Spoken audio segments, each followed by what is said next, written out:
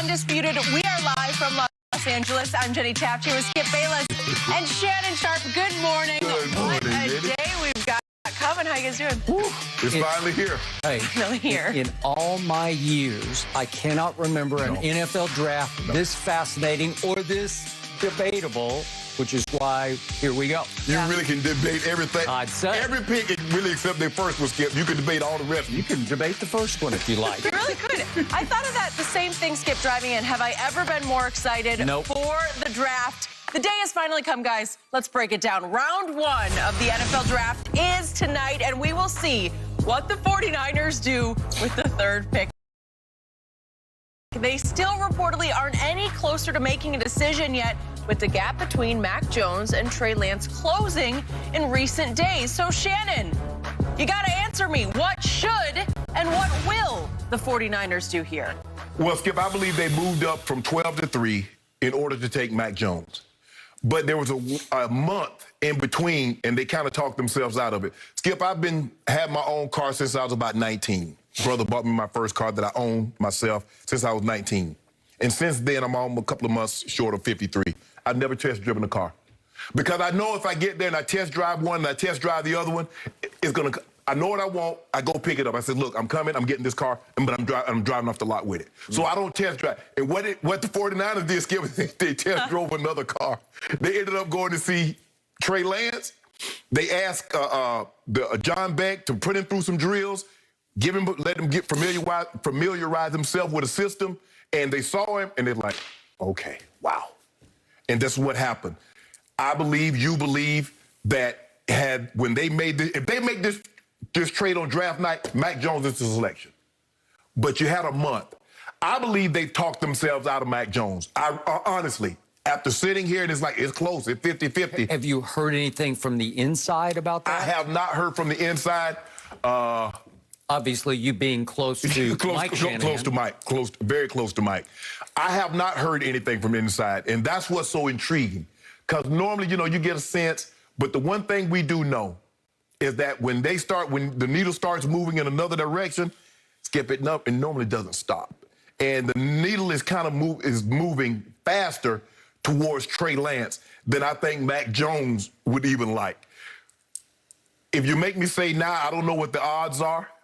Fox Bet might have moved the odds, but I'm saying there's a 55-60% chance that Trey Lance is going to be that selection instead of Mac Jones. And I believe if you had when they made the trade, what was it, 3 weeks ago, a month ago, I believe Mac Jones. I believe they made that trade with Mac Jones in mind because he reminds them of Matt Ryan. He reminds them of Kirk Cousins. And they know what they're getting with that style, Skip. There ain't no, I wonder what could he be. You know exactly what you're going to get with Matt Ryan. You know exactly what you're going to get with Kirk Cousins.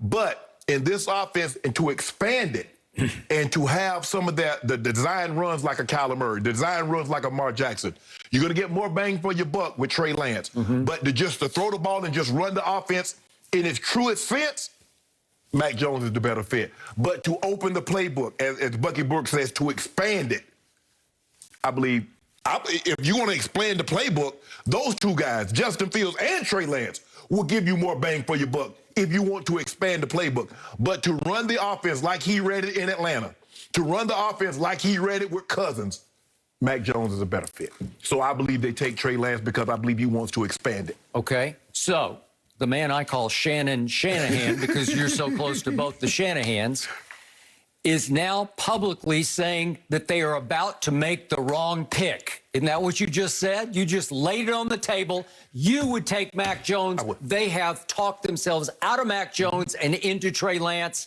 to their detriment. Let me tell you what I believe both of these guys believe. They believe they can take the wrong guy and still be a great decision because they have so much confidence in their ability to coach him up, and they have so much confidence in that system.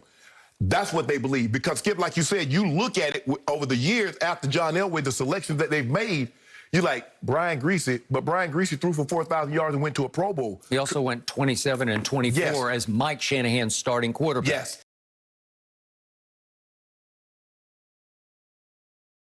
Yes. And then he tried Jake Plummer, and he was good in the regular season and terrible in the post. Right.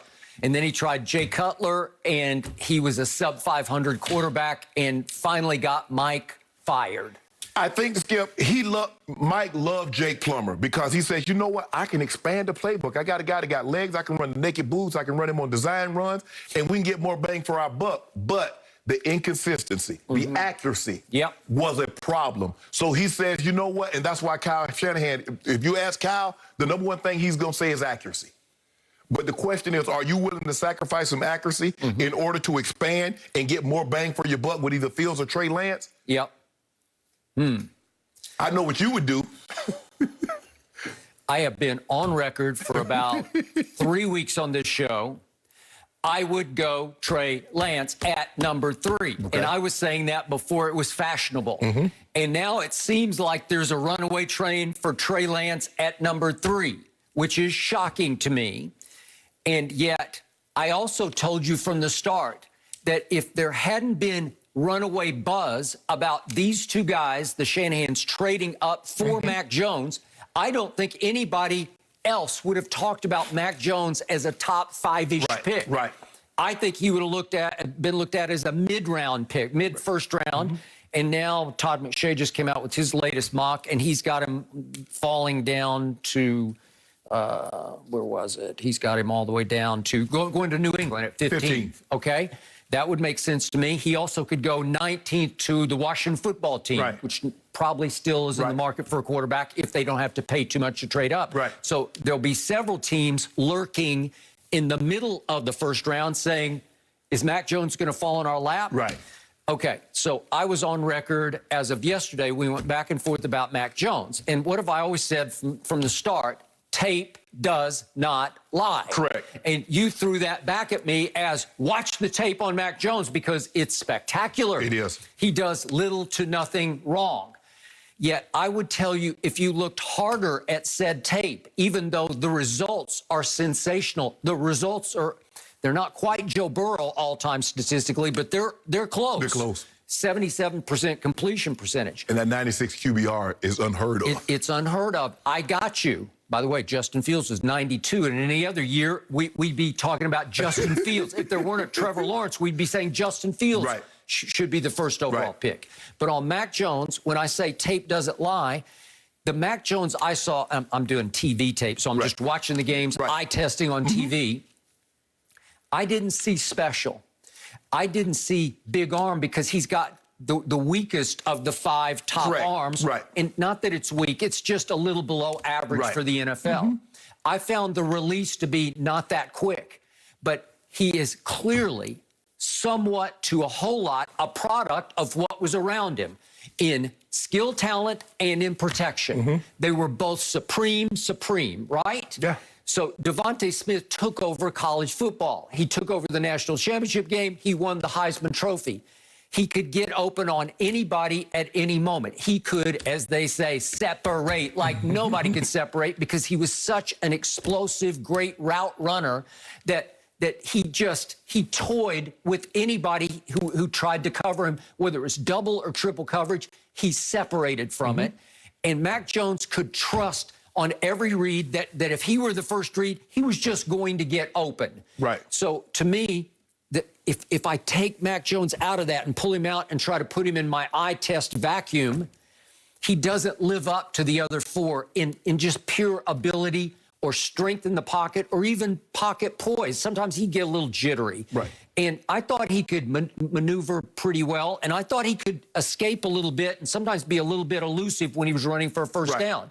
But he's not the athlete the other 4 are. No, Skip, in order for him to run, you got to double dare him. These other guys, we saw Trevor Lawrence, Skip, they ran him in the national championship game against Ohio State, and he ran for over 100 yards. So we know he has legs. We know Justin Fields. We know Trey Lance. Mac Jones, of all the guys, he's the last. He's going to use running as a last resort. Even if he escapes the pocket, he's looking to push the ball down the field. But what I love most about him, Skip, if you look at the yards after the catches, receivers, all that has to do with the quarterback. Because there's a difference between a 12-yard completion, you throw the ball, the guy catches and fall down, you hit the guy in stride, he gets a 25-yard gain. That's a huge difference. You look at his pinpoint accuracy. 7 of his 13 games, Skip, he threw for 385 and 70% completion. A&M, Florida, Georgia, Ohio State. Are those teams any good? How many first-round picks, second-round picks you think Ohio State, Georgia, Florida, and A&M are going to have? Well, that's what he did against their defenses. Okay, but I can also argue Alabama just might have been the greatest football team ever assembled in college football. It might have been. They were good. They're loaded everywhere with NFL talent, like top-level talent. Yes. With NFL starters. They're all around everywhere. So he got protected, and he had open receivers. Right. And he had Najee Harris.